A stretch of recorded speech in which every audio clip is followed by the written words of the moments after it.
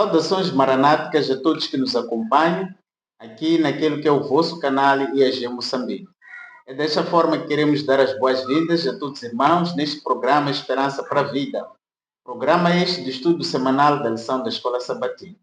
E hoje estamos aqui reunidos para mais uma vez compartilharmos com os irmãos sobre a lição número 8, que tem como título Vivendo pela Fé. Mas antes mesmo de entrarmos nesse tema para compreendermos como é que nós podemos viver pela fé, eu queria convidar os nossos irmãos para poderem saudar-vos. Irmão Rogério, seja bem-vindo. Obrigado, irmão Cipriano. É uma honra, mais uma vez, estar diante dos irmãos para debruçarmos dessa lição da Escola Sabatina neste canal IAG Moçambique, Esperança para a Vida. Irmão Edson, está preparado para transmitir aquilo que foi o seu entendimento do estudo desta lição?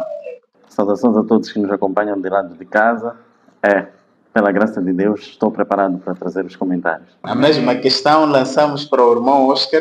Muito obrigado, saudações amados, que a graça de Deus seja com todos nós. Vamos juntos compartilhar, assim como um ferro afia outro ferro, juntos vamos estudar a palavra de Deus concernente à fé. Amém. Se esta lição e as lições demais que têm passado neste canal são uma bênção na sua vida, então compartilhe este conteúdo com os demais para que também possam ter acesso às mesmas bênçãos. Amém. Antes de começarmos, o irmão Edson pode nos dirigir uma oração? Querido Pai, eterno Deus que nos céus habita, queremos te agradecer por mais uma oportunidade que o Senhor nos dá de podermos estudar a Tua Palavra.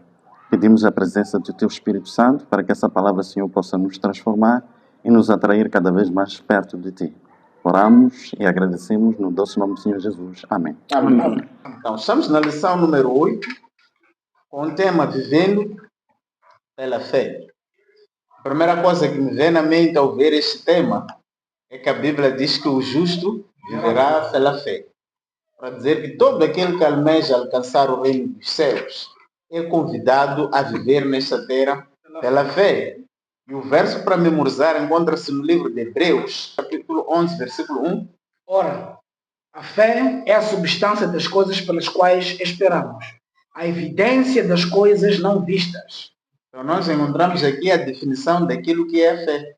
O autor ilustra essa definição de uma forma muito espetacular ao observarmos a imagem que ele propõe aí. Mas o que é que tem de especial nessa imagem? São esses degraus que nós íamos considerar como os degraus da fé.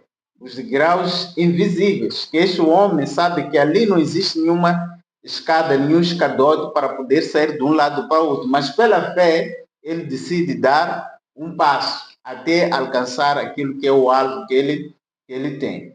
Porque sem fé não há nenhum relacionamento com Deus. E a própria Bíblia já nos exorta que sem fé é impossível agradarmos a Deus. Então, esta é uma lição muito importante. Por isso que quando nós recuamos no passado, o autor propõe que possamos ler o livro de Marcos, capítulo 8, versículo 11 a 12. Mas eu gostaria que trocássemos esse texto por Lucas 11, versículos 29 e 30. Tem um detalhe a mais. Quando fala-se de basta um sinal. Nós vimos que no passado as gerações sempre também pediram um sinal. Até no tempo de Jesus Cristo, para as pessoas crerem que Jesus Cristo era o Messias prometido, eles viviam pedindo um sinal ao próprio Cristo. O que é que nós encontramos em Lucas capítulo 11, versículos 29 e 30? Assim diz a palavra do Senhor. E aglomerando-se as multidões, ele começou a dizer: esta é uma geração perversa. Eles pedem um sinal, mas nenhum sinal lhes será dado, senão o sinal do profeta Jonas. Versos 30. Porque assim como Jonas foi um sinal para os ninivitas, o Filho do Homem também será para esta geração. Amém. Então, irmãos, quando nós olhamos para essa situação, será que a nossa geração hoje pede um sinal?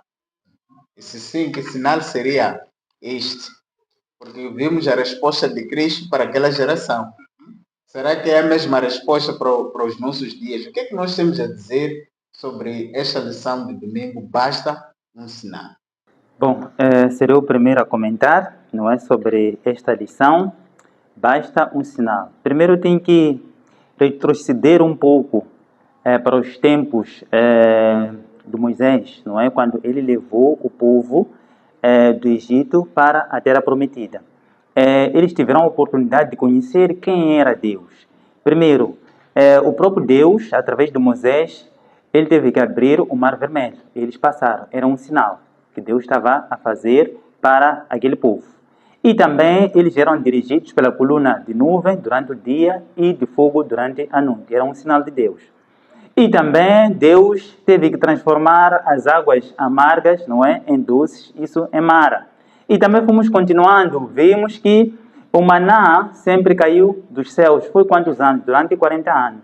Mas por causa do povo perverso, não é, eles tiveram que pedir codornizes, não é? E Deus teve que atender às suas petições. Eles também tiveram que reivindicar a Moisés, pedindo água, isso na rocha, não é? Moisés teve que ali pecar contra Deus, não é?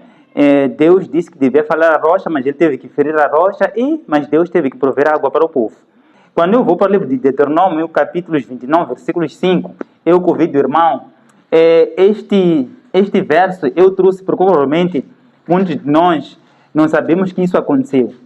Diz o seguinte aqui na minha versão: durante os 40 anos em que os conduziu pelo deserto, disse ele, nem as suas roupas, nem as sandálias dos seus pés se gastaram.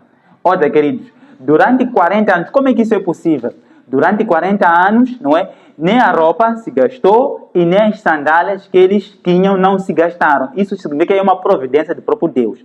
Mas mesmo assim, perante esses grandes sinais, esse povo em nenhum momento converteram-se. Muitos deles tiveram que perecer no deserto por causa da sua perversidade. É exatamente isso que acontece nos dias de hoje. Os dias de hoje, o que o povo pede nas igrejas? Pedem maravilhas e pedem também sinais. E por causa dessas igrejas apostólicas, nós conseguimos ver nas suas placas milagres e curas. E lá encontramos muitas pessoas a se aglomerar nessas igrejas, porque querem o quê? Sinais e maravilhas. Mas Deus disse, não mostrarei nenhum sinal, tal como aconteceu naquele tempo e também acontece nos dias de hoje. Mas uma coisa curiosa, que aqui também me chama a atenção, é sobre aquilo que aconteceu com quem? Com Pilatos e também com Herodes. Eles pediram um sinal, mas Pilatos já tinha tido um sinal, não é?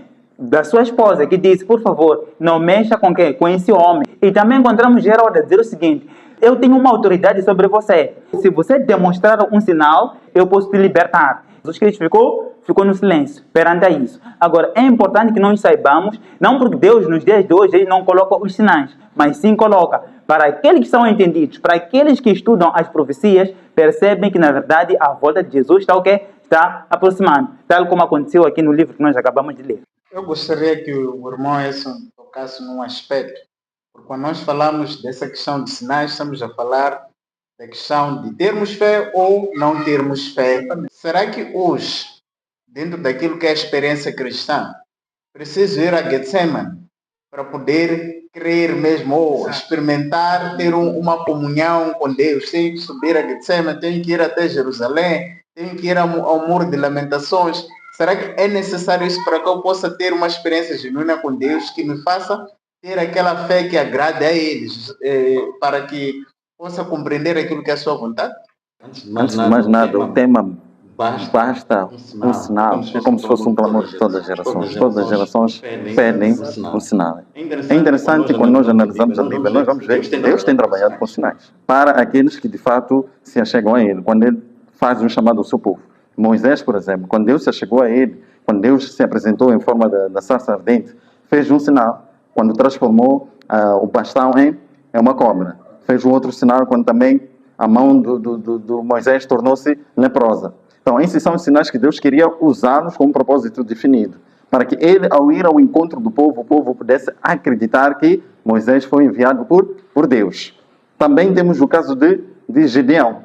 Gideão nós também vemos, quando ele queria ter a certeza que de fato Deus havia o escolhido para que ele pudesse seguir a obra. Gideão pediu o sinal de que ele colocasse um manto no chão e naquele manto o orvalho caísse no chão, mas não molhasse o manto e molhasse ao redor. E assim também aconteceu o contraste. Por que Deus fez sinais para esses casos? Porque eram pessoas que precisavam de uma confirmação de que Deus os acompanhava. Eles tinham fé, mas a fé dele precisava ser amadurecida. Mas nós temos, por exemplo, o povo de Israel pedindo um sinal. Deus diz que não vai dar o sinal. Por que Deus diz que não vai dar um sinal? Se nós formos a nos lembrar, isto é dito no momento em que Jesus Cristo havia começado o seu ministério. Mas quando nós voltamos uns 30 anos atrás, nós vamos ver que houve um sinal trazido pelos magos de Oriente, que eles apontavam para o céu a uma estrela que indicava a vinda do Messias. Os próprios fariseus não creram naquele sinal. Por essa razão, Jesus diz que este povo não terá nenhum sinal, porque o sinal já havia sido lhes apresentado sobre a vinda do Messias, mas eles não creram. Agora, é importante nós entendermos até que ponto os sinais eles podem nos ajudar à questão da operação da fé. Então, neste caso, o que nós podemos perceber é que os sinais não podem ser uma evidência da nossa fé. Isso é muito importante para quê? Porque a Bíblia nos ensina que nós devemos crer sem ver. Não precisamos ver para crer. A verdadeira fé é aquela em que nós cremos sem ver. O próprio Jesus Cristo diz que bem-aventurados aqueles que crerão sem ver, depois de ter tido aquela comunicação com Tomé. Então, nós vamos ver claramente que a fé não pode ser consubstanciada por meio dos sinais, mas sim tem que ser com base no quê? Na palavra de Deus. Quando nós voltamos ao cenário de Jesus e Tomé, nós vamos ver claramente que Jesus já havia aparecido para os demais, mas o Tomé não viu. O que devia operar no coração de Tomé? Acreditar nas palavras que Deus havia dito. Ele havia dito que moriria e ressuscitaria ao terceiro dia, mas Tomé não creu. Ele disse que somente hei de crer se ver. Então, a verdadeira fé não é consubstanciada por meio de sinais. E veja só que Satanás tem descoberto isso nos nossos dias. Ele faz vários sinais para que muitos possam crer que esses indivíduos que operam esses sinais são conduzidos por Deus. Por essa razão que vamos ver que os falsos profetas, eles têm muitos seguidores por causa disso. Por quê? Porque eles operam falsos milagres, operam falsas curas, mas isso faz com que muitos que vêm para crer sejam enganados. Mas aqueles que creem numa fé baseada na palavra de Deus, esses não serão enganados, porque a fé deles estará consubstanciada na palavra de Deus. É importante isto, talvez, podermos ler aqui um texto para que os irmãos entendam o que estamos dizendo. Romanos, capítulo 10, verso 17, diz que a fé vem pelo ouvir e ouvir a palavra de Deus. Então, há muitos que creem, ou há muitos que têm fé, mas não têm fé salvífica. Porque fé é como crer, e há muitos que creem. Até os demônios creem, mas será que serão salvos? Não, porque crê naquele que é o autor da vida. Então, quando as pessoas pedem um sinal, devem pedir um sinal exatamente que lhes conduz a Cristo Jesus. Então, se nós dizemos que a fé vem pelo ouvir e ouvir a palavra de Deus, temos que compreender que quando uma geração como esta nossa pede sinais, num mundo em que Satanás está operando vários sinais, como já dizia o irmão Edson, nós temos que nos basear no assim diz o Senhor, no firme fundamento, porque Satanás pode operar mediante sinais. Eu quero que o irmão perceba o que estamos dizendo aqui. Por exemplo, a questão da cura. Através da oração, Cristo tem realizado vários milagres. Mas, por exemplo, não se vê a manifestação da cura, como acontece em outras igrejas, como Satanás tem operado.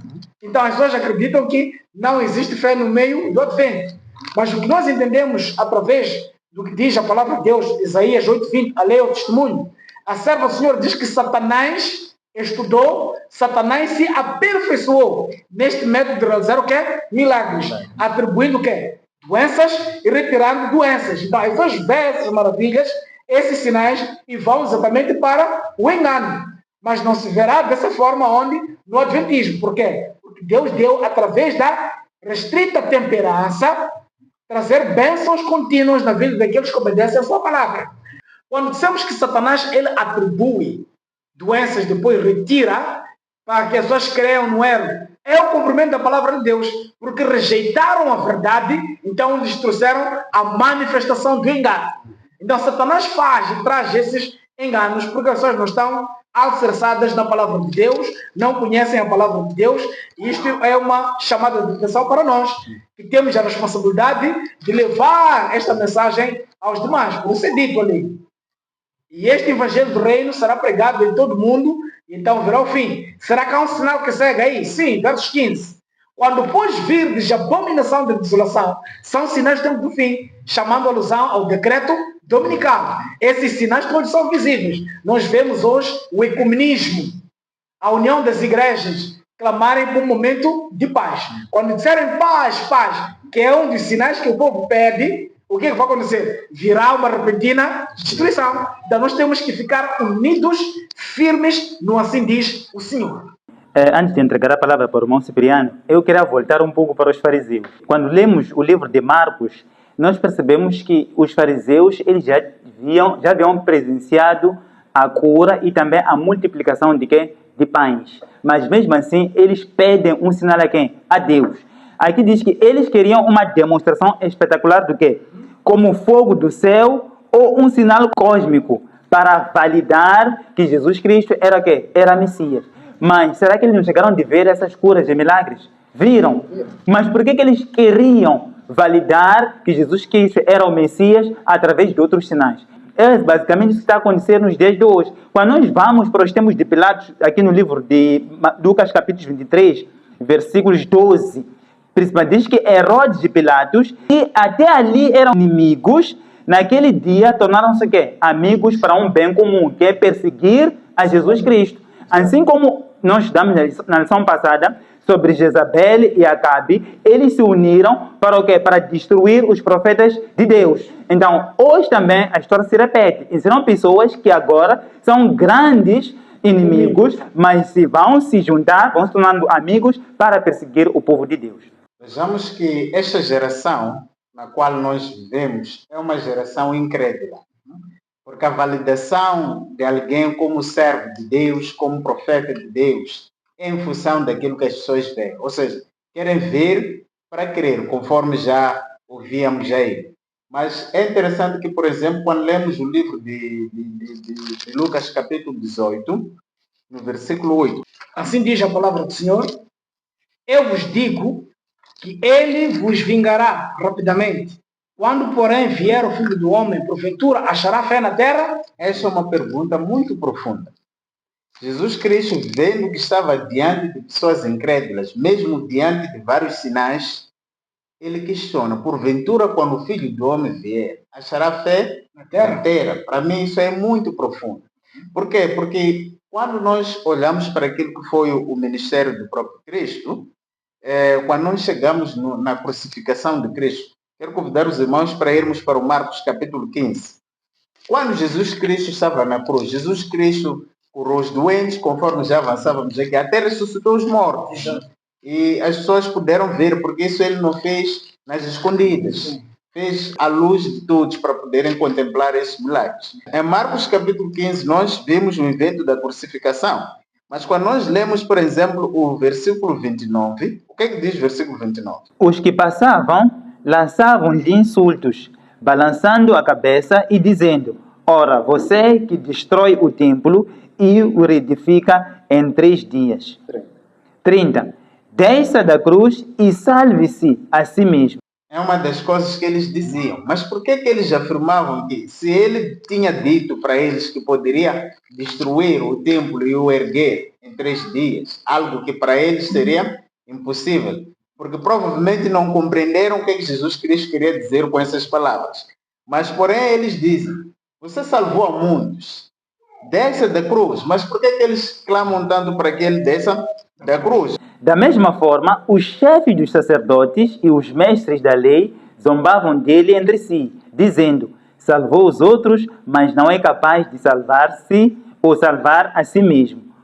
O Cristo, o Rei de Israel, desça da cruz para que o vejamos e creiamos. Os que foram crucificados com ele também o insultavam. Eles queriam ver para crer. Mas é interessante que mesmo se Cristo tivesse descido da cruz, eles não teriam crido em Cristo como Messias. Então nós vivemos numa geração que quer ver para crer, não quer crer para ver. Mas a verdadeira fé nos leva a crer para podermos ver, e não ver para crer. Nós ainda não vimos o nosso mestre, hoje o cara a cara. Mas nós cremos que um dia vamos poder ver o nosso mestre, reunindo as condições necessárias que Deus estabeleceu na sua palavra para que possamos estar diante dele. Então, se nós conseguirmos viver de acordo com a sua vontade, agradar a Deus, que é tendo a fé genuína, cumprindo a missão que ele nos deu, pregando o evangelho, guardando os seus mandamentos, nós vamos ter a oportunidade de ver aquilo que nós criamos antes de ver. Vemos numa sociedade em que quer ver para crer. Existe um ponto que eu gostaria que nós voltássemos a analisar. Nesse capítulo de Marcos 15, que o irmão Cipriano aqui trouxe a alusão, pudéssemos ler. Aqui nós vemos o que pode fazer a cegueira. Quando as pessoas estão cegas quanto à realidade, fazem um trabalho de Satanás. Os principais líderes, sacerdotes e tudo mais, foram usados por Satanás para crucificar Jesus Cristo. Mas aqui vemos também a aflição de Satanás. Porque nós podemos estar a ver eles a pedirem que Cristo, se de facto é Deus, pudesse descer da cruz, assim como ele livrou muitas pessoas, salvou muitas pessoas, curou muitas pessoas. Como é que ele não conseguia livrar a si e curar a si mesmo, depois de tantos experimentos? Mas o que eu quero que os irmãos compreendam é que isto está-se a desenrolar para a salvação do homem, em todos os níveis, a história da redenção.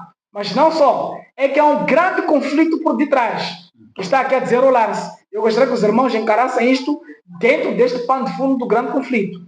Satanás estudou as Santas Escrituras de forma diligente.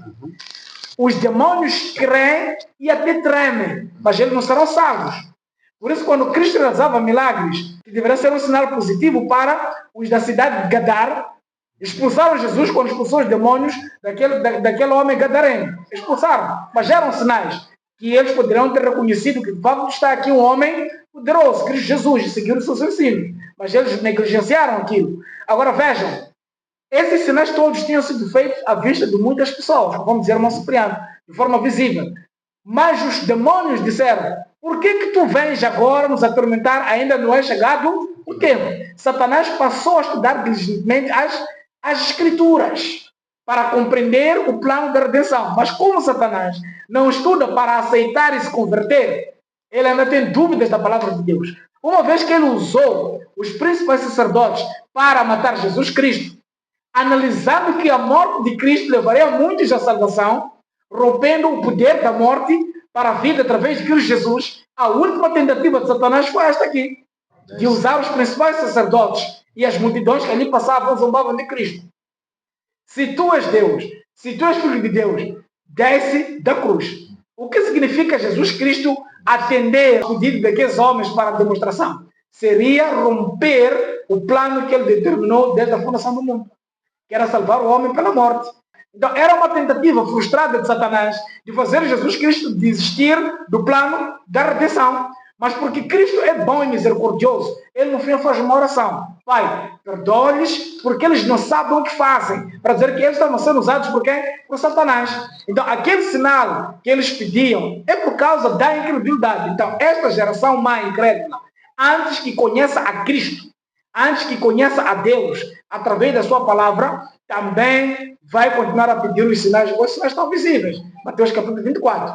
Okay. Eu queria só terminar o fio de pensamento sobre algo que foi dito aqui sobre crer e ver.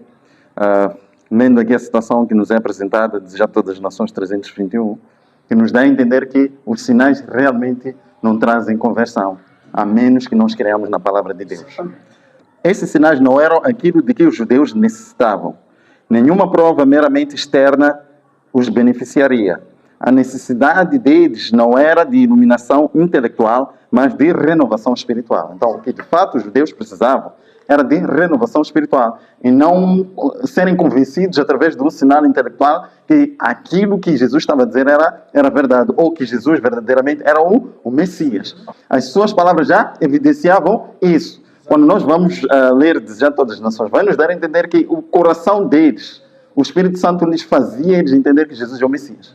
Mas eles não queriam acreditar nisso. Então, a sua força era contrária àquilo que era a impressão que o Espírito Santo fazia no seu coração. É por isso que queremos apelar aos irmãos para que possam ler o capítulo 5 do livro Mensagens Escolhidas, volume 2, de Ellen White, onde ela fala sobre essa questão dos sinais. Por que a Igreja de Deus hoje não trabalha por essa via de sinais, milagres e tudo mais? Então, para mais aprofundamento, podemos ler este capítulo aí em casa. Isaías diz uma coisa muito importante: a lei e o testemunho.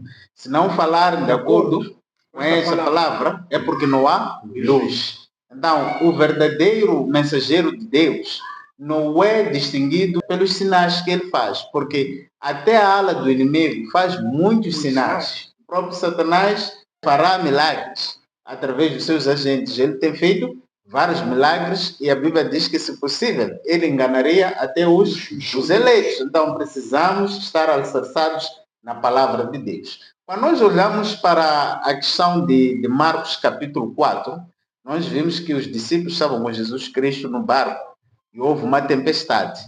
E Jesus Cristo encontrava-se a descansar. Mas a reação dos discípulos não foi daqueles de pessoas que estavam com Cristo. Eles entraram em desespero. Por isso que no versículo 40 encontramos Cristo a questionar: o que é que se passa? Será que vocês ainda não têm fé?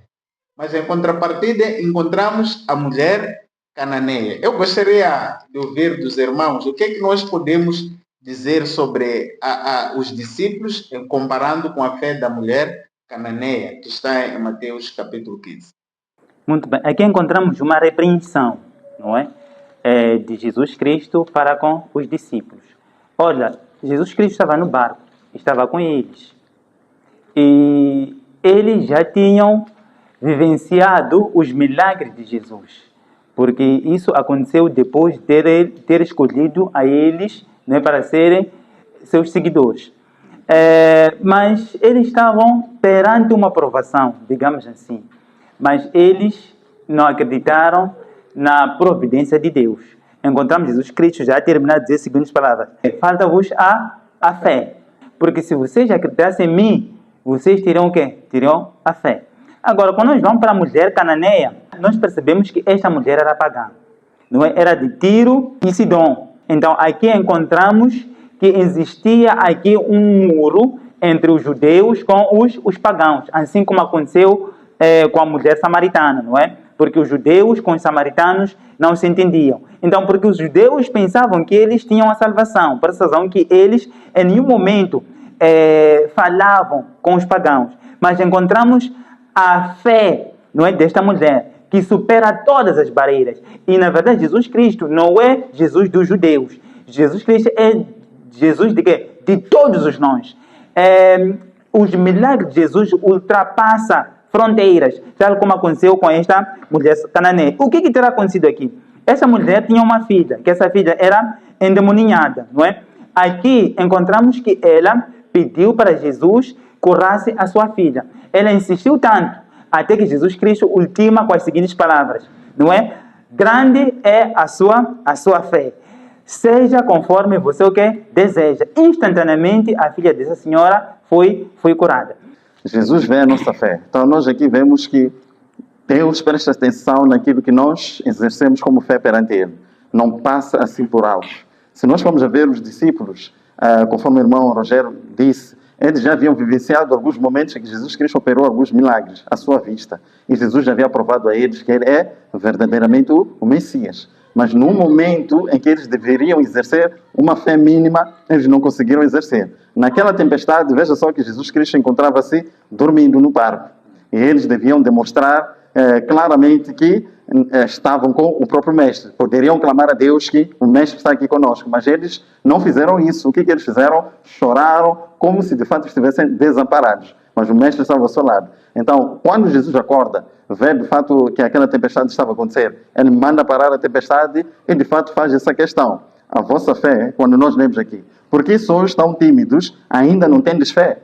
Será que ainda vocês não compreendem que estão com o Messias? Que tudo quanto vocês pedirem em meu nome, Deus vos responderá. Então, basicamente, a pergunta é esta. Então, o que o texto nos ensina? Que nós, quando cremos em Jesus, quando temos um relacionamento com Jesus, quando andamos com Jesus, a semelhança dos discípulos, nós iremos clamar a Deus, ao Pai, tudo em seu nome, e Deus poderá nos responder. E nós precisamos exercer a fé conforme aquilo que nós já temos visto de Deus nos mostrando. Agora, aqui nós vemos um contraste. Um contraste nós encontramos na mulher cananeia. Veja só, essa mulher é uma mulher estrangeira. Não era judia, era de fora. Mas veja só que ela exerce uma fé que chama-nos muita atenção. Aliás, que o próprio Jesus Cristo admirou a esta fé. Por quê? Porque Jesus deixou bem claro que ele veio para as ovelhas de Israel. A missão de Cristo central, nos primeiros 3 anos e meio, era mesmo pregar o Evangelho e mostrar ao povo de Israel que Deus havia enviado o Messias prometido. Essa mensagem ainda não era para os gentios, ainda não era para os estrangeiros. Mas veja só que há algo que ela diz aqui que é muito impressionante, que os próprios fariseus não conseguiam dizer. Ela diz o seguinte quando segue a Jesus Cristo, nos versos 22 de Mateus 15. E eis que uma mulher cananeia que saíra daquelas cercanias clamou dizendo: Senhor, filho de Davi, tem misericórdia de mim, que minha filha está miseravelmente endemoniada. Ela disse filho de Davi. Isso é uma confirmação de que ela acreditava que Jesus é o Messias. Algo que os próprios judeus não conseguiam dizer. Então, isso demonstrou que ela, de fato, acreditava em Jesus Cristo como o prometido Messias que viria salvar o mundo. E veja só, quando ela exerce a sua fé, qual é a parte, vamos assim dizer, central em que ela demonstra a sua fé? É quando Jesus diz que eu não vim para pregar o evangelho para os estrangeiros. O que diz de seguida Jesus para demonstrar que não estava mesmo para poder atender os estrangeiros? Quando nós lemos nos versos 25, ela diz o seguinte: então chegou a ela e adorou-o, dizendo: Senhor, socorre-me. E ele, porém, respondendo, disse: não é bom pegar o pão dos filhos e deitá-lo aos cachorrinhos. Então, Jesus Cristo estava deixando bem claro, usando essa pequena alegoria, que, olha, eu vim dar o pão para os filhos são o povo de Israel. Então, não posso dar o pão dos filhos para os cachorrinhos. E algo interessante é a resposta que ela dá. Ela, porém, respondendo, disse: sim, Senhor, mas também os cachorrinhos comem das migalhas que caem da mesa dos seus senhores. O que ela estava a exigir aí? O que estava a pedir a Jesus? Que, olha, embora o foco de Cristo como Messias fosse para os filhos de Israel, mas no meio deste processo, aqueles que pudessem crer que era o Messias também seriam abençoados. Então, ela crendo que Jesus é o Messias, ela acreditava que ela também poderia ser abençoada. Essas são as migalhas caindo, as bênçãos de Deus ao redor daqueles que de fato estavam a ouvir a mensagem que Jesus pregava para os próprios judeus. Então, isso para nós é muito importante. Por quê? Porque hoje em dia também nos é exigida uma fé semelhante à fé da mulher cananeia.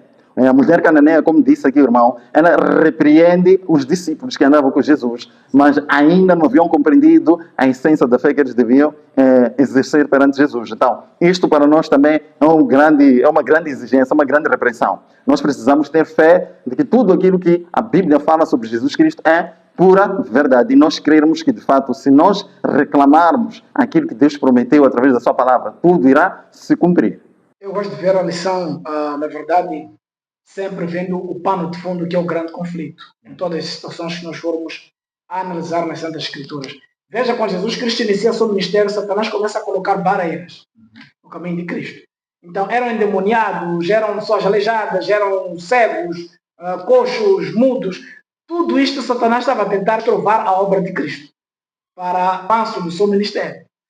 Mas o que nós podemos aprender aqui, tanto para esta mulher cananeia, tanto para os discípulos, existem lições fundamentais para nós hoje. Se nós olharmos o mar agitar-se, temos que olhar no sentido profético. O que é mar? O que são águas? A multidão. Então, se nós estamos na igreja, que é o barco, a representação de um barco como a Arca de Noé, mesmo que as ondas se levantem e o mar se agite, se nós estamos com Cristo, temos que repousar nos seus braços. Os discípulos perderam de vista esta lição preciosa. Então, o mar era agitado porque Satanás é que levantava essas tempestades e Cristo estava dormindo na proa. Então, os discípulos deveriam reconhecer em primeiro lugar quem fez todas as coisas. Quando Cristo, então, acalma as águas, eles se lembram e questionam: quem é este que até os ventos lhe obedecem, até as águas se acalmam? Esta lição eles tinham que ter antes mesmo de Cristo realizar aquilo. Porque eles estavam com Jesus Cristo. Então, para nós hoje, até que ponto também, quando existem dificuldades, crises na vida, clamamos da mesma forma como aqueles que são adventistas um dia. Eu vi muitos correndo de um lado para o outro com bidões, estavam preocupados com combustível, mas lembrem, deveriam olhar nisto que há um evento que está acontecendo no sentido profético, que é trazer uma crise e unir as pessoas a aceitarem as propostas que Satanás vai trazer. Mas muitas vezes as pessoas olham isto como situações geopolíticas provocadas para engrandecer um determinado partido, mas perdem de vista o grande conflito que se desenrola. Então, enquanto as águas se agitam, se nós não estamos com Cristo no barco, reconhecendo que nós estamos com Ele, então vamos agir conforme os incrédulos também agem. Vamos ter medo. Então, assim, esta lição é muito importante. Os discípulos aprenderam com a reprovação, aprenderam com as palavras. E Jesus Cristo disse: não tendes fé até agora? Nós temos que aprender a exercer a fé. Nós temos que treinar a fé. Crer em Cristo Jesus e lembrarmos constantemente das palavras que Deus tem nos dito, para que, passando por situações difíceis, a nossa fé não possa vacilar. É interessante que quando olhamos, por exemplo, Apocalipse capítulo 1, versículo 3, diz que são bem-aventurados os que lêem, ouvem as palavras desta profecia e guardam tudo o que nelas está escrito. Quando olhamos para esse exemplo dos discípulos no barco, eles são pessoas que andavam com Cristo. Exatamente. Estavam constantemente a ouvir a Cristo a falar.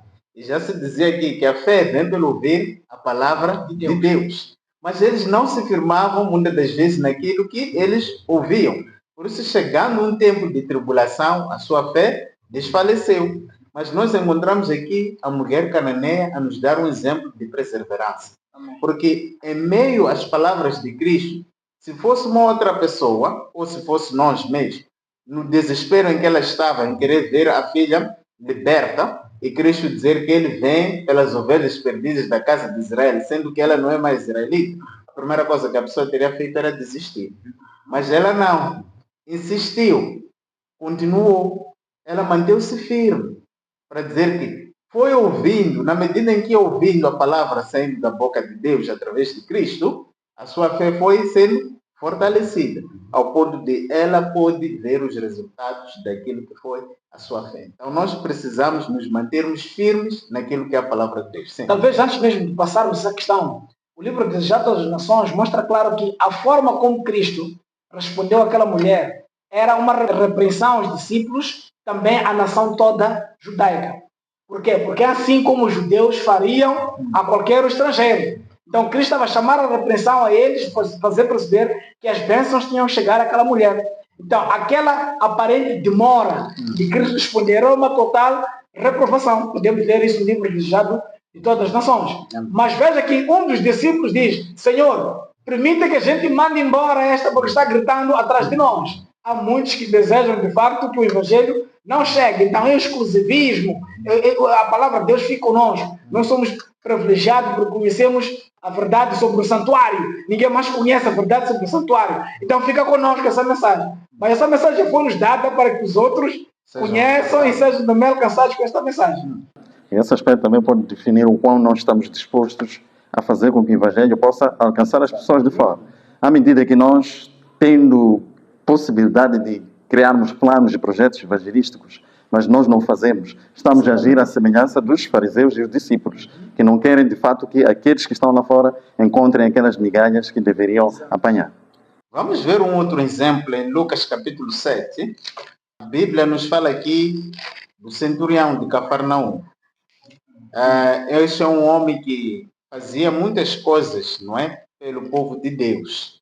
Inclusive, quando lemos aí o versículo 5, diz que porque ama a nossa nação, ele mesmo construiu para nós a sinagoga. Então, é um homem que fez muita coisa pelo povo de Deus. Mas encontramos que o servo deste homem ficou doente e foram apelar a Jesus Cristo para que pudesse operar um milagre. Mas quando nós continuamos no versículo 6, diz que Jesus foi com eles, mas quando já estava perto da casa, o centurião enviou alguns amigos para dizer: Senhor, não te incomodes, pois não sou digno de que entres debaixo do meu teto. 7. Por isso, não me julguei digno, nem mesmo de ir ao teu encontro. Diz, porém, uma palavra e o meu servo será curado. Quando nós olhamos para essa atitude do centurião, que lições de fé nós extraímos deste homem? Muito bem. Assim como esta mulher cananeia, ela viu em Jesus Cristo a salvação, também nós encontramos a mesma mensagem no centurião, porque ele viu que em Jesus Cristo lá reside a salvação. Eu encontro aqui 3 características importantes para este centurião. Primeiro, ele tinha um caráter diferenciado. Em que sentido? Era um romano, gentio, não é?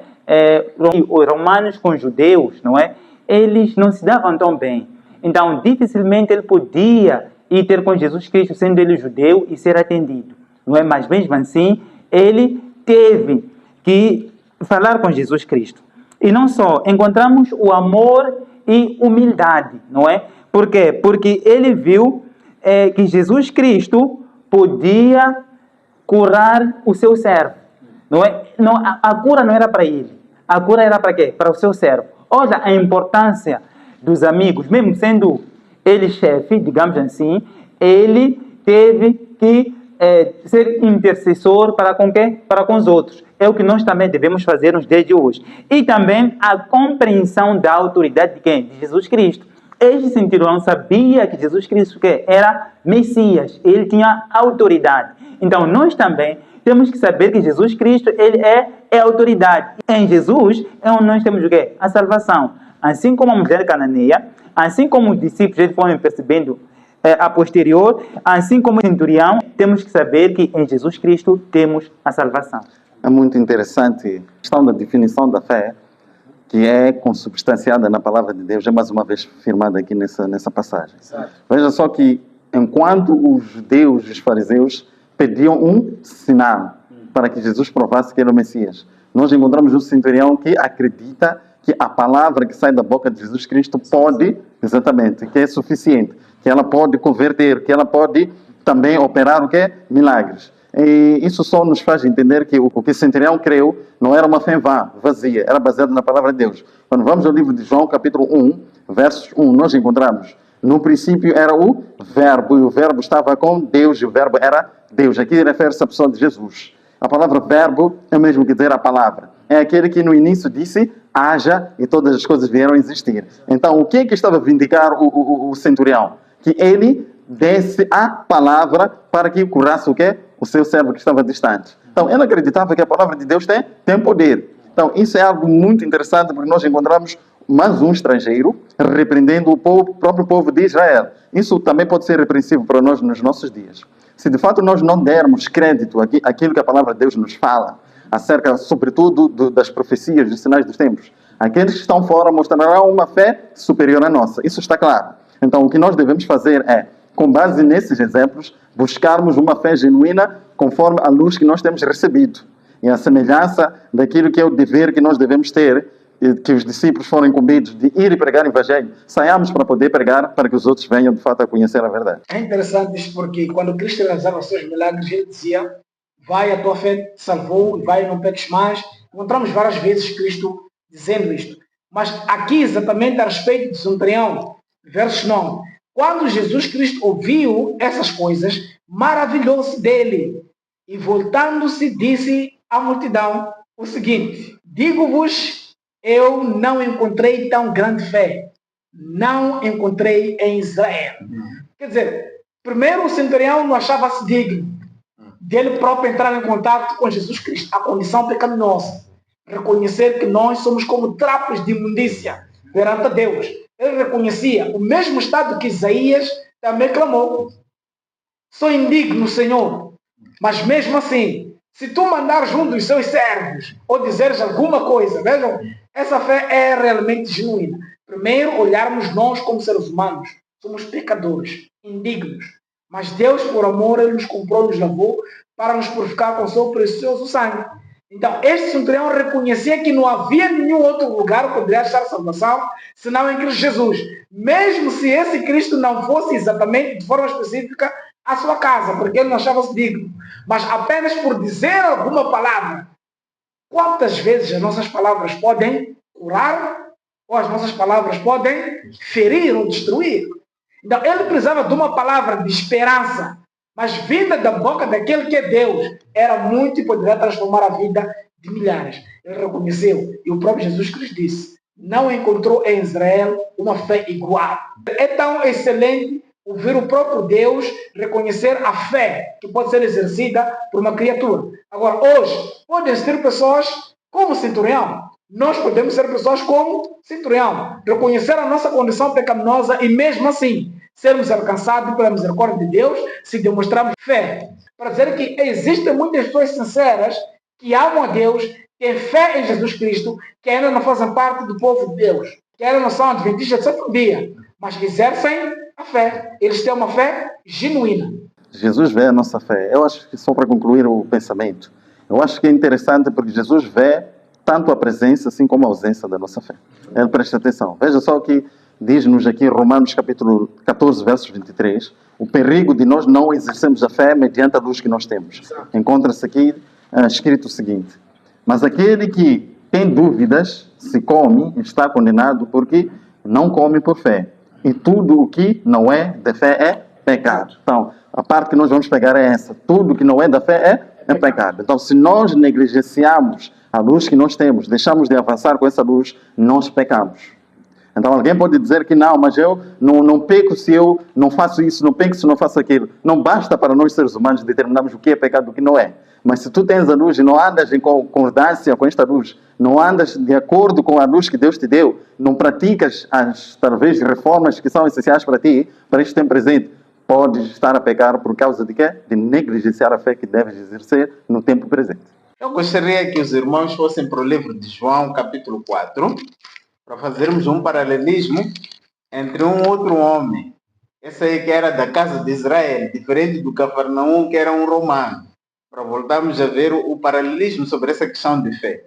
Quando lemos aqui em João capítulo 4, começando do versículo 44, diz que, porque Jesus mesmo havia declarado, começando do versículo 45, diz que logo que chegou a Galileia, os galileus o receberam, porque tinha visto todas as coisas que fizera em Jerusalém, por ocasião da festa da Páscoa, pois também eles tinham ido à festa. E foi novamente para Caná da Galileia, onde havia transformado água em vinho. Havia ali um oficial do rei, e o seu filho estava doente em Cafarnaum. Quando ele soube que Jesus viera da Judeia para a Galileia, dirigiu-se a ele e rogou-lhe que fosse e curasse seu filho, que estava à beira da morte. Então Jesus lhe disse: se não contemplares sinais e prodígios, jamais crereis. E se nós continuarmos no versículo 49, diz que o oficial suplicou-lhe: Senhor, vá antes que meu filho morra. Então nós vimos aqui, diferente do Cafarnaum, que diríamos que era um gentio, ele diz que a tua palavra é suficiente. Fale que o meu servo vai ficar curado. E vimos aqui alguém que faz parte do povo de Deus, que tem todo o conhecimento daquilo que é fé. Ele diz que quer ver para crer. Diz que Jesus Cristo, meu filho, só pode ficar curado se o Senhor for até a minha casa. Ele diz que até vamos rápido, antes do meu filho morrer. Como se chegassem lá a encontrar que o filho morreu, Jesus Cristo não teria capacidade para o ressuscitar. E Jesus Cristo volta a dizer para nós hoje: se nós não vermos sinais e prodígios, nós não queremos crer. Significa que esta é a condição que muitos de nós nos encontramos hoje. Queremos ver para crer, mas Jesus Cristo nos chama a uma fé genuína. Essa que não é baseada em ver para crer, mas é crer para ver. Agora, quando nós avançamos na lição da terça-feira, vimos que a fé não é sentimento. O que nós aprendemos sobre esta lição? A fé não é sentimento. Se a fé não é sentimento, o que seria a fé?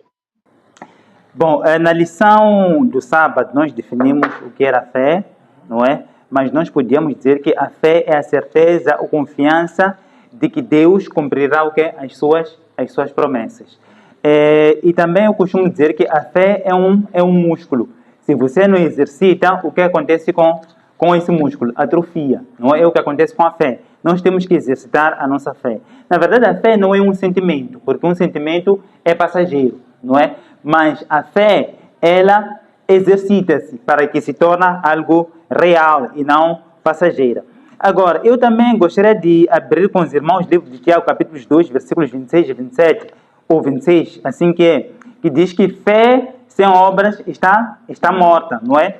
Então, nós encontramos que a fé é manifesta através das ações e de obediência, porque muitas das vezes as pessoas costumam dizer o seguinte, que eu não preciso de quê? Não preciso de obras, mas sim, crendo, eu tendo fé, automaticamente eu serei salvo. não é? Mas aqui, neste livro de Tiago, nos mostra que nós também, a fé é acompanhada pelas obras. Aqui existe uma interdependência entre fé e obras. Por razão que aqui é nos proposto o livro de Efésios, capítulo 2, versículos 8, que daqui nos mostra o papel da salvação, que na verdade nós somos salvos pela graça de Deus, mas quando nós somos salvos, é claro que nós vamos manifestar aquilo que são as boas obras. Agora, Deus quer transformar a nossa vida para que nós pratiquemos as boas obras. O livro de Hebreus, capítulo 11, verso 1, já dá o conceito do que é fé, conforme aqui já foi dito. A fé é o firme fundamento das coisas que se esperam e a prova das coisas que não se vê. Ter fé é crer que aquilo que ainda não aconteceu vai acontecer. Mas não é crer em coisas abstratas. Crer em coisas que foram ditas, que foram faladas. É crer, por exemplo, em reclamar aquilo que de fato a palavra de Deus fala ou promete. Então, a fé tem que ser baseada nas promessas de Deus. Agora, a fé não é um sentimento. A fé é algo racional, mas que transcende o raciocínio do ser humano. Okay? Porque ela vai além daquilo que nós, como seres humanos, podemos conseguir alcançar. No livro de Efésios, capítulo 2, verso 8, diz: porque pela graça sois salvos por meio da fé. E isto não vem de vós, é dom de Deus. Então significa que a fé opera a nossa salvação. Então nós precisamos ter essa fé verdadeira para que sejamos salvos. Aqui fez uma comparação entre uma fé salvífica e uma fé que não é salvífica. Se nós formos a ver, a fé que é salvífica é aquela que crê nos méritos de Cristo Jesus. Não crê que as nossas justiças, as nossas obras podem operar alguma vantagem sobre nós ou alguma salvação sobre nós. Agora, há que nós fazermos uma comparação entre fé e presunção. Porque o que nós vemos no mundo atual é mais presunção do que fé. Nós vamos ler aqui no livro Fé pela Qual Eu Vivo, página 118, que diz assim: fé não é sentimento. A verdadeira fé não se acha de maneira alguma aliada à presunção. Somente aquele que tem a verdadeira fé está seguro contra a presunção, pois esta é a falsa fé de Satanás. Então aqui diz que a presunção é a falsa fé de Satanás. Continuando diz: a fé reivindica as promessas de Deus e produz frutos de obediência.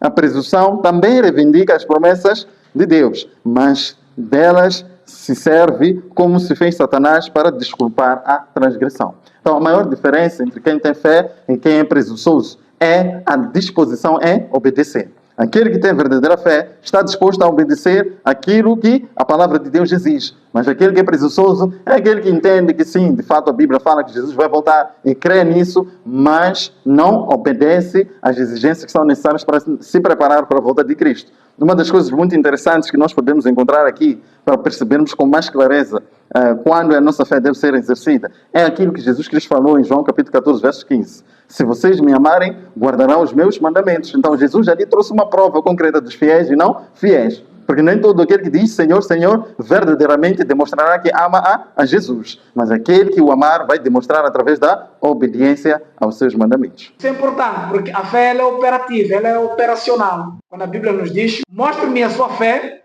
sem obras, que eu te mostrarei as obras que provêm da fé. O que mostra que a fé ela é operacional. O livro de Hebreus, capítulo 11, dá-nos um conceito. A certeza das coisas nós esperamos mesmo sem ver. E a própria Bíblia ainda diz: pela fé cremos que o mundo foi criado pela palavra de Deus. É algo muito importante isto. Não vimos o mundo a ser criado. Não vimos o mundo a ser criado. Portanto, vivemos o mundo e cremos que todas as coisas foram feitas por Deus. E pela palavra elas passaram à existência. Algo muito importante como adventista sétimo dia que eu quero compartilhar com os irmãos. Quando nós guardamos o sábado, este é um exercício genuíno da fé. Isso incomoda Satanás. Por quê? Porque quando nós guardamos o sábado, cremos que Deus é criador. Este é um exercício de fé. Mas se não guardamos o sábado, mostramos que não temos fé porque Deus praticamente não criou nada e as coisas passaram à existência através da evolução. Então a fé não é um sentimento, conforme os irmãos já haviam dito. Porque muitos querem sentir alguma coisa para então encontrarem evidências. Isso é uma falsidade, é um engodo, é um engano de Satanás.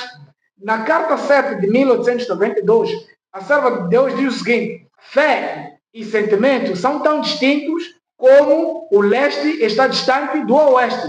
A fé não depende de sentimentos. Precisamos clamar ferozmente a Deus com ou sem sentimento. E então viver nossas orações. Nossa certeza e evidência está na palavra de Deus. E depois de termos pedido, precisamos crer sem duvidar. Por essa razão que mesmo os nossos cultos devem ser cultos racionais. Temos que prestar um culto racional a Deus, não um culto movido pela emoção. Muitas das vezes nós encontramos homens e mulheres a serem movidos pelos sentimentos e pensando que estão a ter ou estão a prestar um culto racional a Deus. Por essa razão que qualquer vendaval que aparece aí, não é, são cuspidos para fora. Já no lado de fora começam a falar mal da igreja, não é? Pensando que na verdade eles estavam do outro lado. Esses foram movidos por emoção, mas sim, em nenhum momento prestaram um culto racional a Deus. O autor, no último parágrafo, diz que os sentimentos não devem dominar nossa experiência religiosa, nem nosso relacionamento com Deus. Então, nós precisamos ter muito cuidado em confundir a fé com os nossos sentimentos. Quando nós avançamos, encontramos exemplos de fé. Hebreus capítulo 11 nos dá um relato de exemplos de homens que foram homens de fé. E quando nós olhamos para esta lista, né, relata muitas das vezes são homens do Antigo Testamento. Não sei se os irmãos conseguem imaginar do jeito que eu imagino quando paro e penso que um dia, imaginemos na Nova Terra, já não tendo a Bíblia escrita, mas os nossos nomes serem citados como pessoas que foram exemplos de fé, que tiveram a vitória sobre o pecado nesta terra, fazendo parte dos 144 mil. É como se Deus trouxesse uma lista de homens da última geração como exemplos de fé. Mas eu gostaria de ouvir dos irmãos que lições nós podemos extrair desses homens, acima de tudo, para podermos nos qualificar para o tempo que se aproxima diante de nós como povo de Deus. Nós sabemos que as tribulações que, por exemplo, fortificaram a fé desses homens, porque é necessário que nós passemos por essas situações para que a nossa fé seja aperfeiçoada e que nós também tenhamos a oportunidade de exercer esta fé.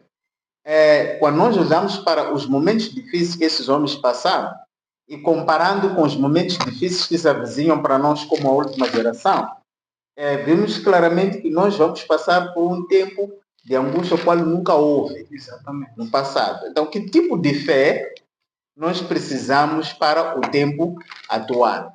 Então, vamos olhar o exemplo que esses homens deixaram e dizermos aqui o que é que nós podemos aprender e praticar para que possamos vir a desenvolver a fé e atingir a mesma estatura deles de fé e, oxalá, ultrapassarmos essa estatura.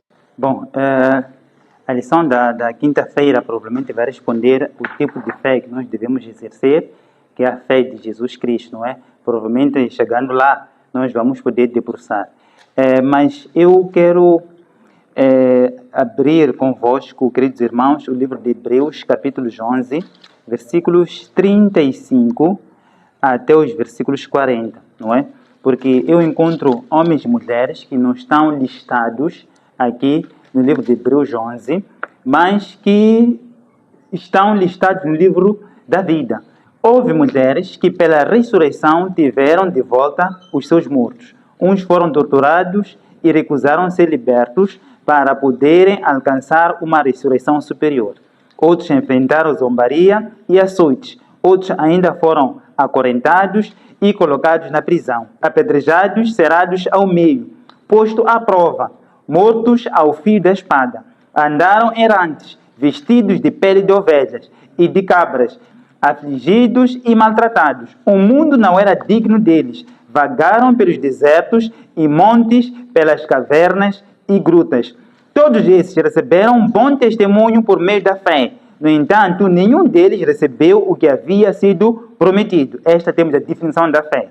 Deus havia planejado algo melhor para nós, para que conosco fossem eles aperfeiçoados. Nós encontramos também o exemplo de John Hans. O nome dele não está listado aqui no livro de Hebreus 11, como é chamado Galeria da Fé. Mas o nome dele está listado onde? Na Galeria dos Céus. Encontramos também o papel da mãe, que foi muito importante. Quando ela esteve lá não é? No meio da praça, ela impôs as mãos ao seu filho, não sabendo o que esse filho ia ter a posterior. Nós sabemos que o Jonas, ele foi queimado vivo e depois as suas cinzas foram jogadas no mar. Eu gostaria também de dar alguns exemplos daquilo que acontece com a filosofia contemporânea, não é? Que nos diz que tudo passou a existir através de uma causa primeira, não é? Essa causa primeira é quem? É o próprio Deus. Por exemplo, quando eu vou para a árvore, não é? Para que essa árvore gera um fruto, significa que teve uma causa primeira, ou por outras palavras, o fruto teve uma causa primeira que foi o que? A árvore. E a árvore, de onde é que veio? Significa a causa primeira que criou essa árvore é o próprio Deus, não é? E quando nós vamos para Blaise Pascal, esse filósofo que é matemático, ele disse as seguintes palavras, que o ser humano tem um vazio existencial, não é? Por quê? Porque esse vazio existencial, para que possa ser preenchido, tem que ter o quê? Uma causa primária, que é quem? Que é o próprio Deus. Quem deve fechar esse vazio existencial é o próprio Deus. E ainda continua, diz que, por exemplo, o homem, por si só, pela sua natureza, tem aquilo que nós chamamos de lei moral. A lei moral veio de quem? Veio do próprio Deus. Quando eu sei que isto que estou a fazer é certo ou é errado, significa que essa lei moral, quem implantou na minha mente é o próprio Deus. Então, queridos irmãos, aqui temos um exemplo da fé de nós, como seres humanos, a espelharmos aquilo que é o caráter de Deus. Indo diretamente na questão que o irmão Cipriano coloca, recorrendo ainda à questão que foi colocada no início da lição, que porventura, quando o Filho do Homem vier, achará fé na terra. Então, nós vemos exemplos de fé no passado, mas também temos grandes exemplos de fé no futuro. Vejam, por exemplo, Apocalipse capítulo 6. Mostra que o número dos mártires ainda não foi fechado. Quer dizer que existem homens que vão demonstrar uma fé mesmo que estejam à beira da guilhotina para perder a sua vida. Mesmo assim, não irão trair os oráculos de Deus. E completar-se-á o número dos mártires, conforme o irmão Rogério já dava exemplo aqui, John Hus, Jerônimo e muitos outros, Martim Lutero e os demais. De facto, esta questão também é levantada em Apocalipse capítulo 6, quando se diz aqui, porque é vindo o grande dia da ira de Deus. Quem poderá subsistir? A resposta vem logo de imediato no capítulo 7, os 144 mil. Os que vão passar de angústia de Jacó, mesmo assim não vão trair o seu Senhor. Um período em que o Espírito Santo vai ser retirado da terra. Viver uma experiência terrível, sem mesmo um Consolador de perto. Esta fé é uma fé genuína, mas não é uma fé que se cultiva de um dia para o outro. É de uma vida toda. É uma santificação diária, constante, uma comunhão com Deus. De facto, nós temos exemplos de fé no passado, temos exemplos de fé hoje, temos exemplos de fé para o futuro. O que nós precisamos compreender é que sem fé nada podemos fazer. Então, tanto fazer, tanto querer, é mediante o quê? A operação de Deus. Mesmo a fé é um dom de Deus. Por isso temos que pedir a Deus para termos fé. Então, se nessa vertente nós olharmos isso, vamos encontrar que quando nos apresenta a galeria de fé de Hebreus capítulo 11, é para nós vermos como é que andaram os homens. Nós temos ali Abraão, o pai da fé, que foi prometido sair da terra da sua parentela e ir para um lugar desconhecido. Ele seguiu e vieram as bênçãos. Nós conhecemos. Então, ao vermos a vida desses homens, temos nós hoje que copiar esses homens. Olharmos como é que eles fizeram, como é que eles andaram e Deus nunca lhes desamparou. Então, Deus fez a mesma promessa a eles e faz a promessa a nós. Hoje também podemos ser exemplos de fé. Quando os filhos olham para os pais, eles aprendem lições importantes.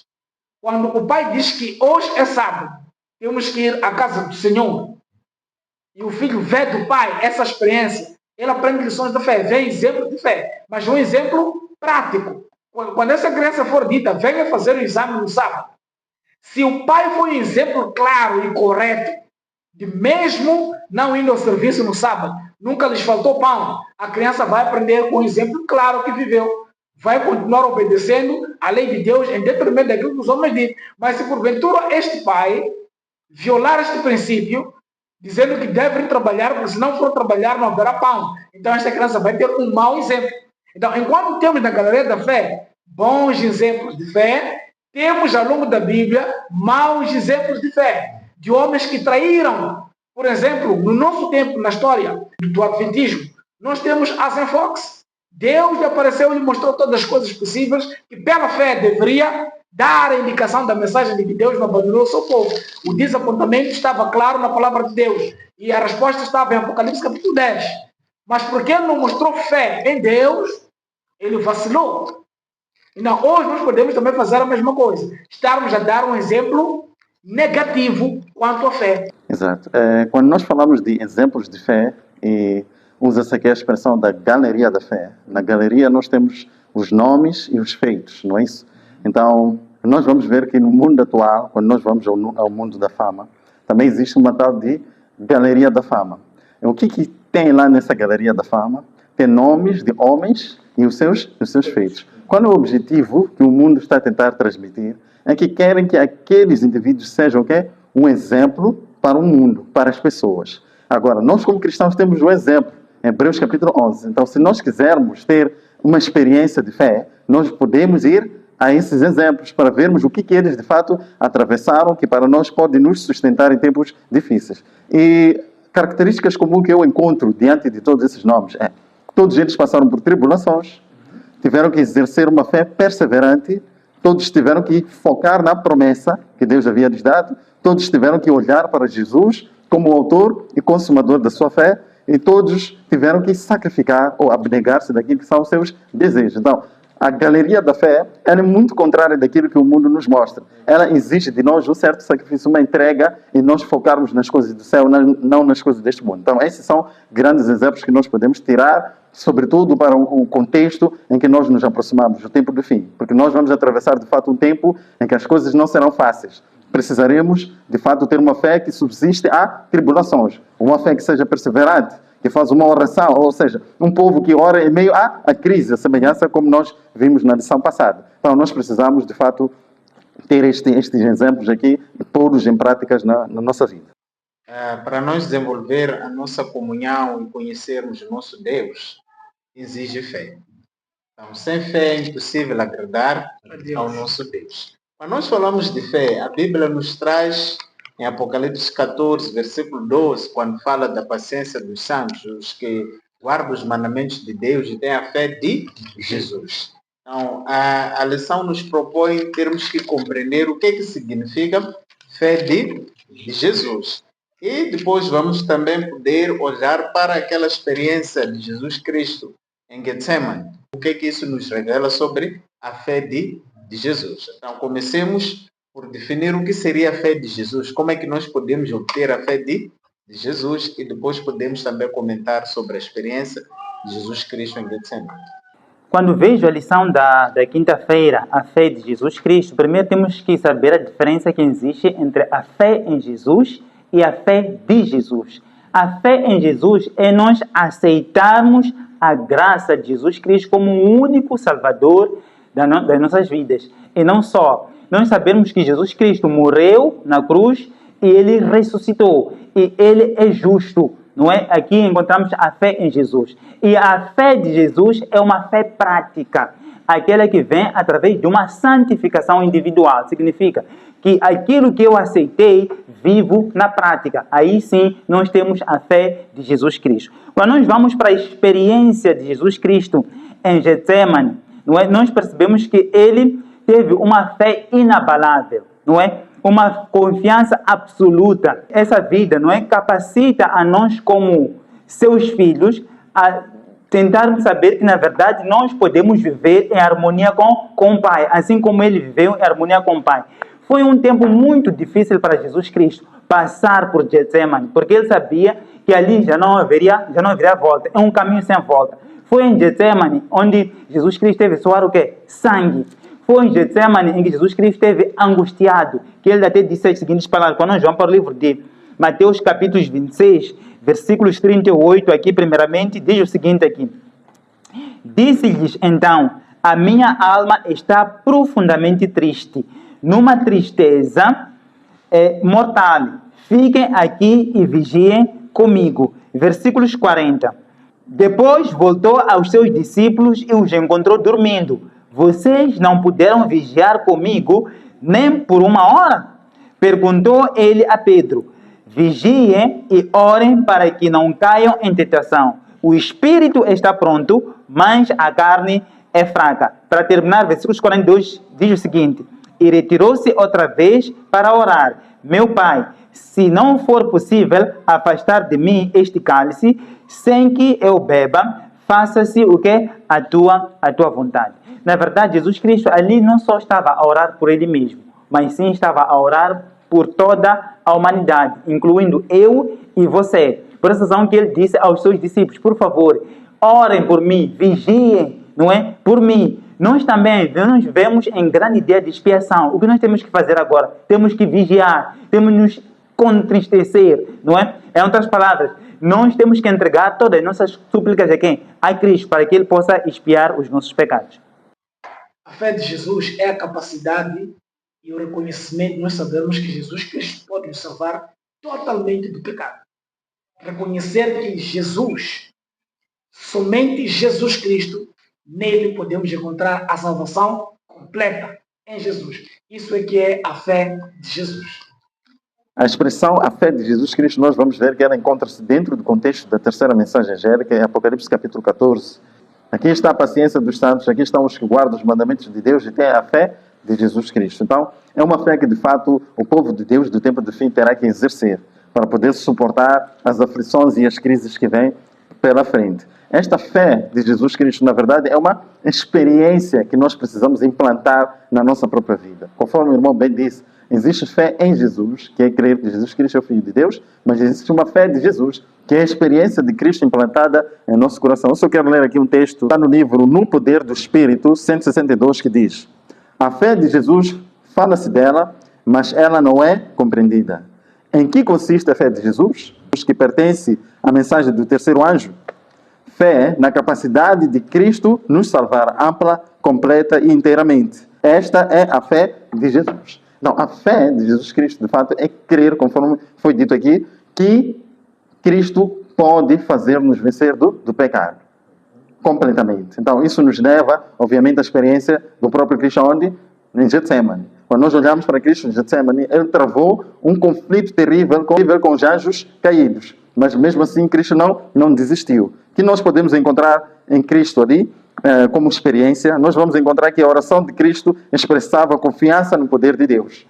E encontramos também tristeza pelo pecado. Cristo tinha tristeza pelo pecado, nosso pecado. Não, porque nele não houve nenhum pecado. Então, ele exerceu uma tristeza completa no pecado. E, por fim, nós encontramos também uma renúncia dos desejos do seu próprio corpo. Pai, se possível, faça passar de mim este cálice, mas seja feita a tua vontade. Então, isso é o que nós devemos aprender na experiência de Cristo. Amém.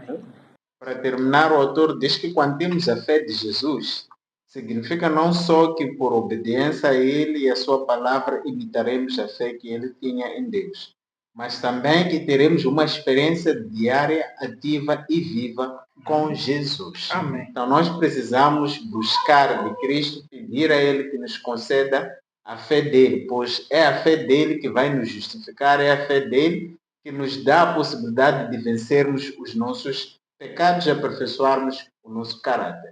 E é desta forma que nós encerramos o estudo da nossa lição e convidamos assim que nos está inscrito para subscrever-se no canal, ativar o sininho de notificações, compartilhar esse conteúdo e, acima de tudo, colocar o seu like e o seu comentário, porque é muito importante para o YouTube reconhecer que esse conteúdo é importante e recomendar para as outras pessoas. Amém. Contamos com a sua presença na próxima lição, em nome de Jesus. Amém. Amém. IAG, juntos avançaremos.